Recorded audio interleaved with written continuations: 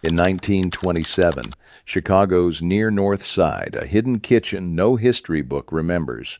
Downstairs, men in sharp suits drink illegal wine, while behind a second door, an unknown woman cooks. She has no fame, no records, no headlines, yet she is the reason they return. Not for the liquor, not for the gambling, but for what's in her pot. Garlic softening in olive oil, slow-cooked tomatoes, and the rich aroma of Palermo reborn in America fill the air. What Prohibition stories never tell you is this: the real power wasn't only in bootleg alcohol or dirty money. It was food. In secret kitchens, Sunday dinners, and humble meals that cost pennies, empires were built. Grandmothers fed kings, gangsters, and families alike, asking only that you clean your plate. They understood how to truly nourish people, a wisdom the modern world slowly forgot. These are 30 forgotten dishes from those hidden kitchens. Let's begin with number 30. Number 30. Pasta e fagioli. Every mob social club in America had a pot of this on the stove. On the near west side of Chicago, where the outfit ran its operations out of storefronts and back rooms, the daily meal was not steak. It was pasta and beans, cooked down until the broth turned thick and the pasta went soft and the whole thing smelled like something your body already knew. A pot big enough to feed 10 men cost 11 cents in 1924. Dried borlotti beans, a heel of Parmesan rind, a handful of ditalini, a can of tomatoes, garlic, olive oil. That was it. Grandma just called it pasta fazool. Today, they serve it in white bowls in Manhattan for $22 and describe it as rustic, as if feeding 10 men on 11 cents was a charming accident and not a precise calculation born from 1,000 years of knowing exactly how far a bean could go. That is not progress. That is erasure with a garnish on top. Number 29. Braciole. Sunday in a Sicilian household in Brooklyn in 1926 meant the gravy was on before church. And inside that gravy, rolled tight and tied with kitchen string, were the braciole. Thin slices of beef round 9 cents a pound pounded flat, filled with hard-boiled egg, pine nuts, raisins, parsley, pecorino, rolled up, tied off, dropped into the pot. 6 hours later they came out dark and swollen with everything the gravy had given them. This was engineering. Southern Italian cooks understood that time and low heat could transform the cheapest cut into something that required no apology. The collagen broke down into gelatin, thickening the gravy into something you needed bread to manage. They knew things about slow cooking that food scientists would not document until the 1970s. Grandma knew it in 1922. She didn't need a study. Number 28. Lupini beans. Walk into any mob-controlled speakeasy in Little Italy in the 1920s, and the bar had two things you didn't pay for: bootleg wine and lupini beans, soaked for days in salted water to pull out the bitterness. Firm, yellow, slightly squeaky against your teeth. A pound of dried lupini cost a nickel in 1923. Here's what the food industry doesn't want you to know. Lupini beans contain more protein per gram than almost any legume on earth, more than chickpeas, more than lentils, more than the protein bars that cost $4 apiece at Whole Foods. A nickel's worth, properly prepared, delivered more complete protein than $1's worth of anything the modern snack industry sells. The speakeasies are gone. So are the lupini. No bar chain ever brought them back. That tells you everything. Number 27. Tripe alla Romana. The bosses did not eat the food they ordered for show. When Lucky Luciano ordered a steak at a restaurant he controlled on Mulberry Street, that was performance. What he ate at home when only family was present was tripe. Honeycomb tripe, slow-cooked in tomato sauce with white wine, pecorino, fresh mint, 4 cents a pound in 1925. The mint came from a pot on the fire escape. The stomach lining, properly cleaned and braised for 2 hours, becomes tender and deeply savory, something that absorbs tomato and wine and transforms into a sauce you could not replicate with any expensive cut. This was not desperation. This was preference. That is the part the history books leave out. Number 26. Zeppole. The smell was the cover. In Italian neighborhoods across New York, Chicago, and New Orleans, the kitchen frying zeppole was doing two things at once. Feeding people hot fried dough, 2 cents each, dusted with powdered sugar and covering everything else, the wine fermenting in the back room. Whatever needed covering. Flour, water, yeast, salt. Dropped into hot oil, 3 minutes. Golden. You eat them immediately. There is no version of a cold zeppola that makes sense. Today, the food industry calls them gourmet donuts and sells them for $4 at farmers markets.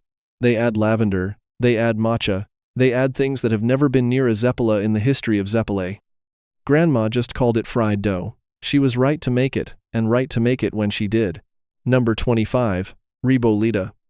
The name means reboiled. That is the entire recipe in one word. Tuscan immigrants in Chicago made this on Monday from what remained of Sunday. Cannellini beans. Black kale cooked to near collapse.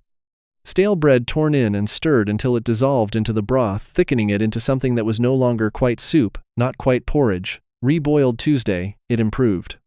By Wednesday it was extraordinary. The whole pot cost less than a dime in 1923 and fed a household for 3 days. The bread was stale, the beans were dried, the kale grew in window boxes, nothing purchased that wasn't already there. They knew something about sustainability that the farm-to-table movement has been trying to rediscover since 2010 and still hasn't gotten right. Number 24. Arancini. Every Sicilian social club in Brooklyn had a woman in the back making arancini.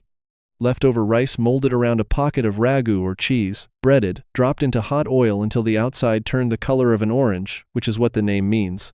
3 cents to make one, usually less because the rice and filling were left over. The breadcrumbs were stale bread run through a grater. They were sold at mobfront delis throughout Brooklyn and Lower Manhattan.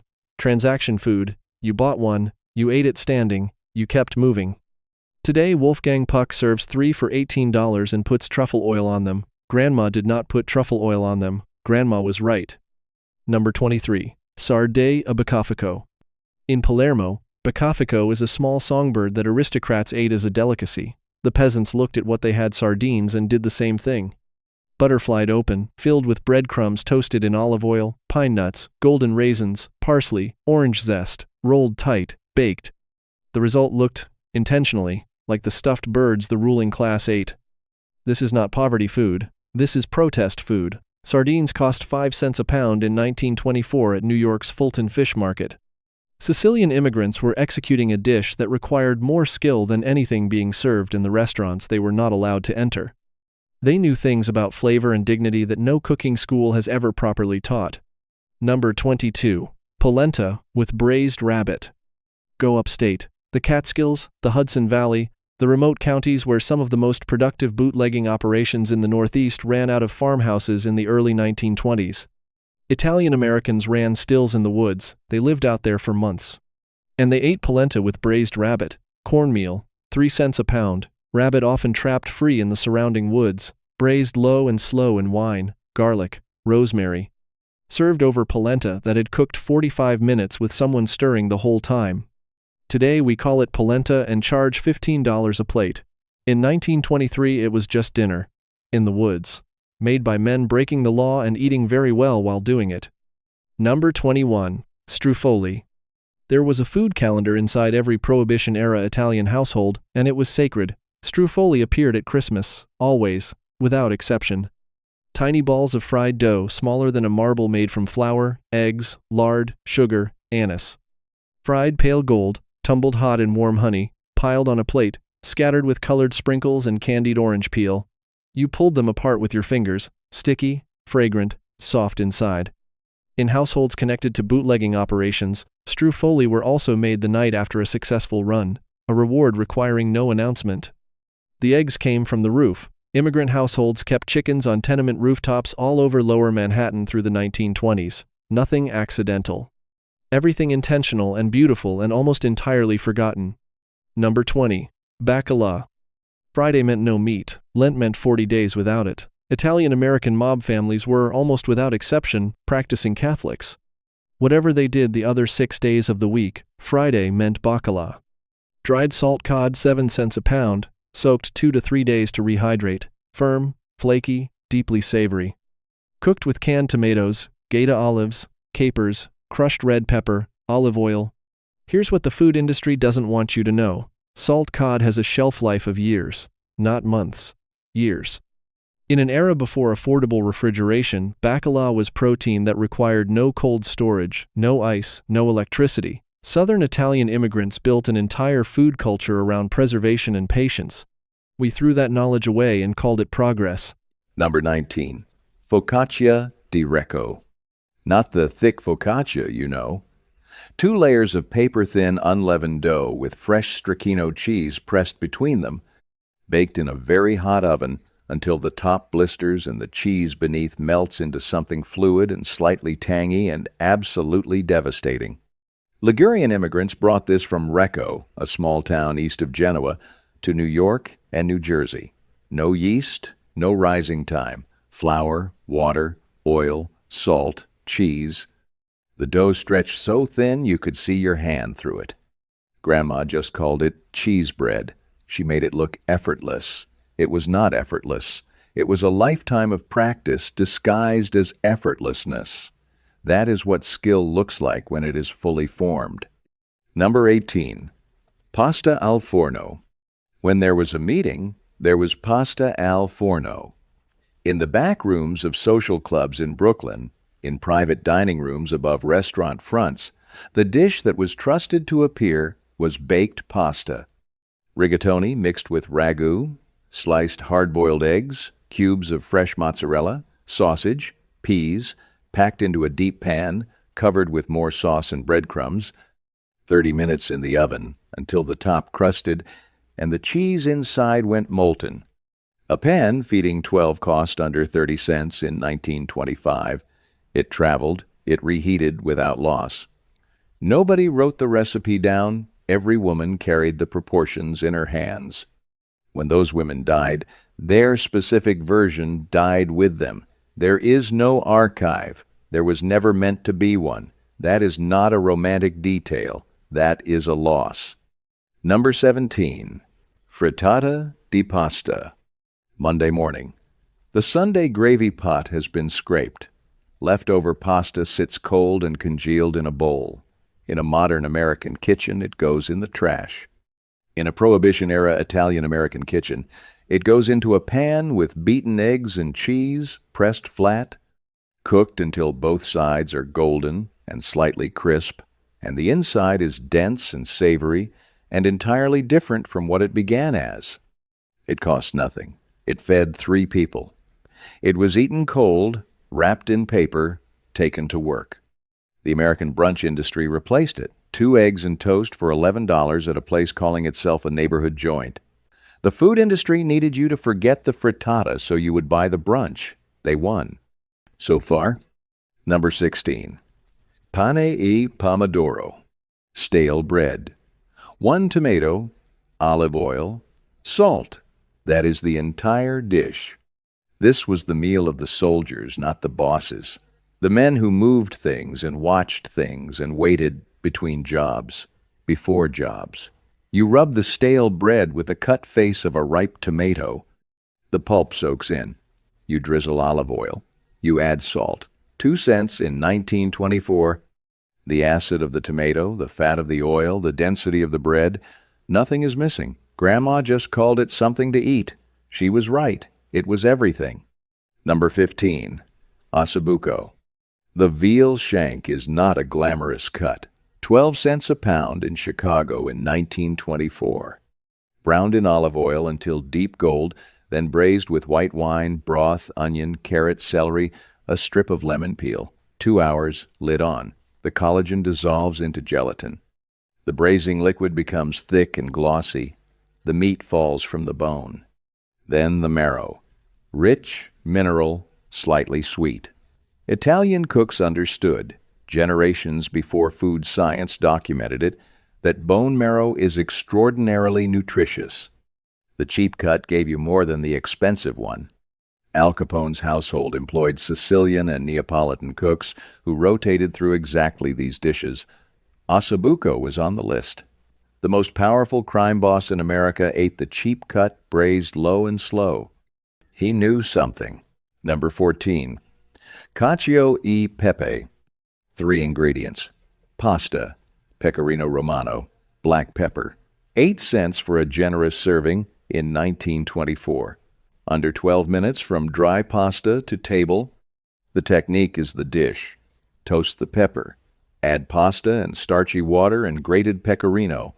Work it until the cheese emulsifies into a sauce that coats every strand. When it works, and it takes practice, it is one of the most satisfying things you can eat.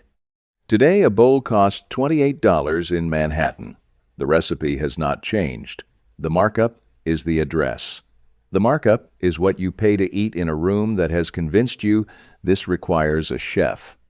It does not require a chef. It requires attention. There is a difference. Number 13. Panzanella. Stale bread soaked in cold water, squeezed dry, torn into chunks. Mixed with ripe tomatoes broken by hand, thin sliced red onions soaked in vinegar, basil, olive oil, salt, capers, sometimes cucumber, 2 or 3 cents in the summer of 1925. Eaten cold, not preference, but necessity in the summer heat of tenement apartments with tar roofs that held the day's warmth through the night. No cooking required. 30 minutes to let the flavors marry, then eaten.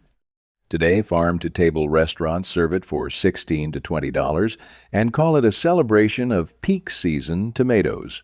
The tomatoes are correct. The price is a different kind of statement. Number 12. Lampredotto, the fourth stomach of a cow. In Florence, it has been street food for centuries, slow-boiled until tender, sliced thin, piled into a crusty roll, dressed with salsa verde and a spoonful of cooking broth. 3 cents for the offal, a penny for the roll, eaten standing, then back to work. Florentine immigrants brought it to New York in the early 20th century. The men moving bootleg liquor through Italian neighborhoods didn't stop for long lunches. Lampredotto had been doing that job in Florence since the 15th century. It did it just as well on the streets of Lower Manhattan in 1923. The American food industry actively discouraged offal through the mid-20th century, promoted lean muscle meat as the standard, pushed everything else out of view. By 1960, the Italian-American communities that had eaten Lampredotto as ordinary food had largely stopped. Their grandchildren had been educated into thinking it was beneath them. That is not progress. That is a specific theft of nutrition, tradition, economy, and flavor. Number 11. Minestra maritata. You know it as Italian wedding soup. Forget that name. Minestra maritata means married soup. The marriage is between the greens and the meat, bitter and rich, leafy and substantial. They marry in the pot. The mistranslation happened early in the 20th century and stuck. By the time Campbell's introduced a canned version, the name was fixed and the original meaning was gone.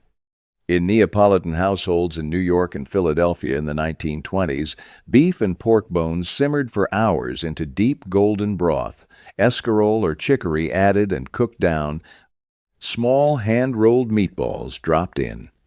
Under 10 cents for a large pot in 1924? The science. Bitter greens contain compounds that support liver function and aid fat digestion. Ansel Keys studied southern Italian populations in the 1950s and found dramatically lower rates of heart disease than Americans eating the post-war processed food diet. The women making minestra maritata in tenement kitchens in 1923 didn't know Ansel Keys. They knew the soup made you feel well. They were right. Everything they knew was right. Number 10. Acqua cotta, cooked water. That is the name. That is the dish. Tuscan agricultural laborers, the poorest among Italian immigrant communities, brought this from the Maremma region and made it in America under the same conditions. When there was nothing except water, stale bread, an onion, an egg, fry the onion, add water, add whatever greens are available, simmer. Stale bread in the bowl, broth over it, egg poached in the hot liquid, 1 cent. It fed a person completely. No restaurant serves acqua cotta. No chef has rebranded it. It was never taken, just quietly forgotten by the people whose grandmothers used to make it. Make it once, and you will understand something about cooking that no cooking show has ever taught you. Number 9. Sfincione. Forget pizza for a moment. Sfincione came first. Thick, soft dough risen properly, not rushed about an inch high. Topped with slow-cooked sweet onion, crushed tomatoes, anchovies dissolved entirely into the sauce, Caciocavallo grated over the top, breadcrumbs, a generous pour of olive oil, baked until golden and slightly crunchy on top, crisped on the bottom. Sicilian immigrants brought it to Brooklyn. Through the 1920s, it sold by the square from Sicilian bakeries, several of them documented as connected to or protected by Sicilian crime families. 4 cents a square. The thin crust New York slice became dominant through the 1930s and 1940s. Sfincione receded. By mid-century, it was a grandmother memory, then barely a memory at all. Grandma just called it Sicilian pizza. It was not pizza, it was Sfincione. It was there first. The food industry's standardization of the New York slice erased it as efficiently as any deliberate act could have. Number 8. Pasta con le sarde. Close your eyes and imagine the smell. Sardines broken down in olive oil and garlic, wild fennel fronds bruised into the heat. Saffron dissolved in warm water, added in a thin golden stream. Pine nuts and raisins, the sweet savory marriage of Sicilian cooking that traces directly to Arab culinary influence during centuries of Moorish rule over the island. 6 cents a serving in 1924. Sardines cheap at the Fulton Fish Market. Wild fennel grew in vacant lots throughout Brooklyn's Italian neighborhoods, planted by Sicilian immigrants, spreading on its own by the 1920s, free for whoever knew to look. 2,000 years of history, Greek colonization, Arab rule, Norman conquest, in a single bowl for 6 cents. That is what was on the table. Number 7. Coniglio all'Ischitana. Italian and Neapolitan immigrants brought this rabbit preparation to lower Manhattan, and Brooklyn braised in tomatoes and white wine with garlic, rosemary, thyme, cherry tomatoes cooking down into a sweet, concentrated sauce. The rabbit was often from the roof. Tenement rooftops held vegetable gardens, chicken coops, rabbit hutches. A free protein source on the roof was a meaningful resource when household budgets were strained by the cost of bootleg wine and neighborhood informal taxes. The wine was bootleg. There is no way around it. You cannot make this dish without white wine. The Italian-American families who made it through the 1920s made it with wine that was illegally produced, illegally sold, illegally possessed. They made it anyway. Grandma just called it rabbit in the pan.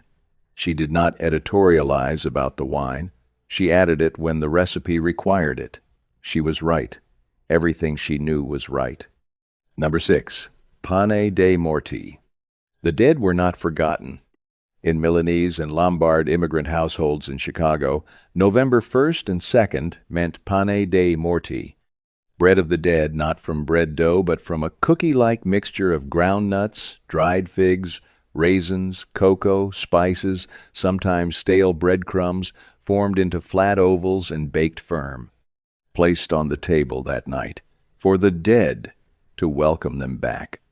In households connected to Chicago's outfit, this ritual was observed as continuity, as acknowledgement that the living owed something to the dead. Immigration is loss. The men running criminal organizations in the 1920s were sons of people who died crossing the Atlantic, who died in the tenements, who died building the railroads. The pane dei morti was for them. Less than 10 cents for a large plateful. This is the most completely forgotten dish on this list. No restaurant serves it. No food company has repackaged it.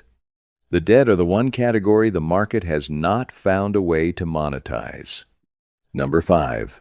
Stigiola. In Palermo, this is street food in the most literal sense. Lamb intestines cleaned, salted, coiled around a skewer with fresh onion and parsley tucked inside, grilled directly over charcoal until the outside crisps and the inside becomes savory and slightly creamy. 2 cents a pound for the offal. Sicilian immigrants brought stigiola to New York and New Orleans, cooked it in the backs of social clubs and in alleys throughout Prohibition. The charcoal went in a barrel. Here's what the food industry doesn't want you to know. Lamb intestine, properly cleaned and grilled, contains significant zinc, B12, and conjugated linoleic acid, more valuable by nutritional measure than muscle meat cuts that retail at 10 times the price.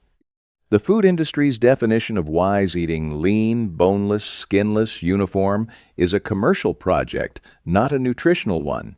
The stigiola vendors are gone from American streets. That is not progress. That is an amputation. Number 4. Saiasedu. Easter Sunday. The 40 days of Lent are over. The Sicilian grandmother has been planning this since Ash Wednesday. Sciusedu is an Easter soup from the Messina region.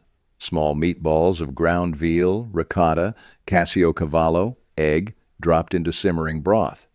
Then eggs beaten with more ricotta and cheese poured in a slow stream, stirring constantly, creating long, silky ribbons suspended through the golden liquid. 12 cents for a pot feeding a family in 1924. The bosses went home on Easter. Whatever they had done on Holy Saturday, on Easter Sunday, they were at the table. Sciusedu was on it.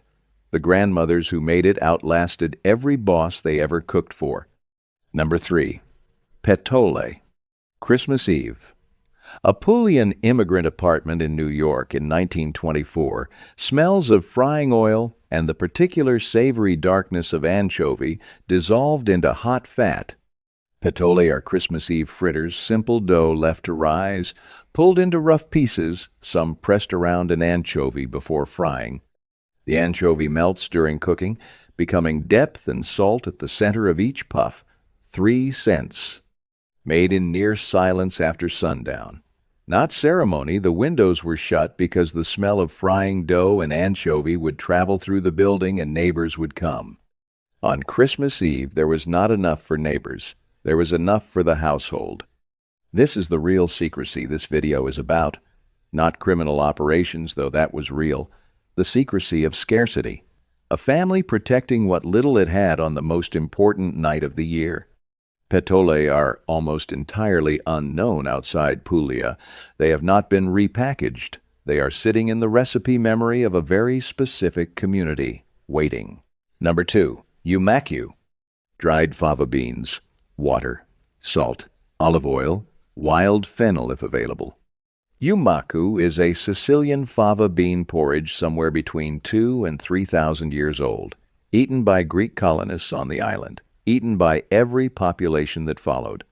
When Sicilian immigrants arrived in New York, New Orleans, and Chicago, they brought dried fava beans literally in their luggage. The first thing planted in any available garden space was fava beans. 2 cents a pound in 1924.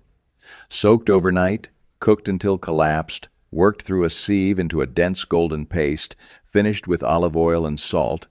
Here's what the food industry doesn't want you to know. Fava beans contain more protein per gram than almost any agricultural product on Earth. They contain L-dopa, the compound the brain uses to produce dopamine, folate, iron, manganese, copper. The nutritional profile modern supplement companies sell in pill form for $40 a bottle, 2 cents a pound. There is no profit margin in a dried fava bean properly prepared at home. That is the entire reason you don't know about it. Number 1. Ragù della Nonna. Grandmother's Sunday gravy. On the stove before church. A film of olive oil, garlic gone soft and golden, then the meat not ground, not meatballs yet, but pieces, a pork rib, braciole tied with string. Italian sausage browned until the skin blistered and the fat ran, sometimes a veal shank. Then tomatoes, canned plum tomatoes crushed by hand over the pot, or fresh in summer, passed through a food mill.